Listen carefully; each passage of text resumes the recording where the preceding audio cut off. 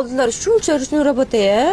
Ha, shunaqa ruchniy rabotasi ko'p qilib ishlanganda, chunki ayollarimizga haqiqiy mehnat bilan chiqqan ish yoqadi-da, jilvalanib o'ziga tortadi xaridorni. Shuning uchun biz mehnatdan qochmay, shunaqa chiroyli ishlashga harakat qilamiz. Qiyin bo'lsa ham, murakkab bo'lsa ham, shu ayollarimiz chiroyli, go'zal bo'lib yursin deb, mana shunaqa qiyin bo'lsa ham shunaqa modelni chiqaramiz biz. Da, gapingizga qo'shilaman, Shahnoz opa, ustingizda turganda ham bagat turdi. Endi buni matosi nima?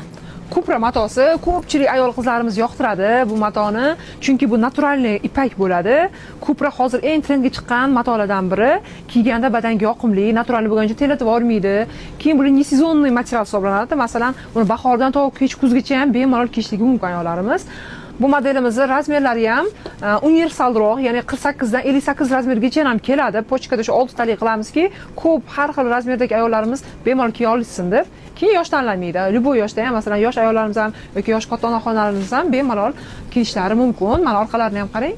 Orqasi ham qilinganda, bu vilurda bo'lganda, bu modelimiz endi ko'p talablar bo'lgani uchun biz ko'praga ham chiqazdik modelimizni. Faqat ustingizdagi jigarrangda bormi? Qanaqa rang? Yo'q, aytgandek, buni qora rangi ham bor. Hozir ikkita rangda chiqazdik, qora hamda jigarrang rangda, lekin bular 7 xilgacha rang bo'ladi. Bu birinchi partiyamiz. Xudo xolasa bularni yashil, xo'sh, yana to'q jigarrang ranglari, ya'ni fioletovoy ranglari, juda ko'p ranglari bo'ladi. Optimga ham bormi? Gapingiz bo'ldi? Основной optim-ku, donachilar ham so'ravringlar. Optim основной. Mana bugun seshanba, biz qanaqa katta partiya chiqargandik, buni talab ketishdi. Hozir biz ozgina